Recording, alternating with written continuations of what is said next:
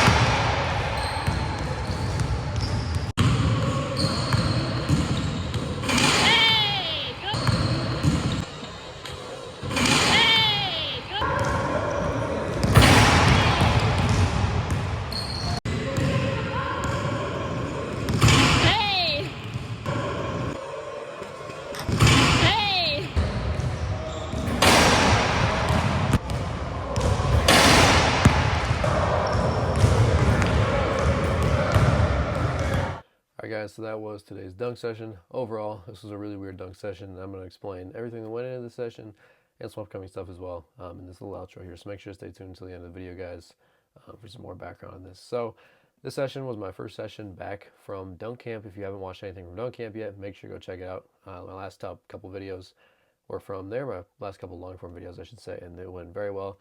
Very good personal dunking, and also everyone else around me was doing amazing as well, as usual. And so make sure you go check those out if you haven't. But this is my first session back, and so because I deload and plan all my training according to doing good at dunk camp, I was expecting to do quite well this session as well, just because it's not too far away from it. However, when I got there, I was warming up, and I started to notice that the gym floor was not feeling too great, and I was wearing these shoes, guys, the Jordan Kilgannon signature Game 1 low from Serious Player Only. And I knew it wasn't those because I had gotten to try these on during dunk camp, and I was, trying them on at my house and all these places. I had already had them on court before, and the traction was amazing. And so I knew that it wasn't the shoes, it was definitely the court. It was like visibly wet, in fact. And so I realized that the court was wet. The people around me were noticing it as well, and so I was trying to figure out ways to just kind of get around it, whether it's like certain spots or if it was, one hoop versus another. So that's kind of why we moved around quite a bit. And, every time I went to a new hoop, I was kind of like, oh, like this one is great. Like this one feels a little bit better. And then slowly it just kind of got back to the same thing. And so it was a really weird situation. I'm not sure what it was. I don't know if they like just cleaned the floor or if it was the humidity or what was going on. But it really impaired me and Josh. Josh was the other guy there, and Brooke as well. Even 1 foot. Imagine 1 foot on a wet court. Cannot even imagine that. So yeah, I was trying to do some off lob stuff, trying to work on things. But then after a couple jumps where I really slipped, like the handoff behind the back, you might have seen that. I was like, I can't do anything off a lob, off a handoff. And so I just decided to work on some off dribble stuff. And my first few off dribble behind the back attempts were not too amazing, but I kind of figured out some cues throughout the time that I was doing it. And I'll tell you a few of them.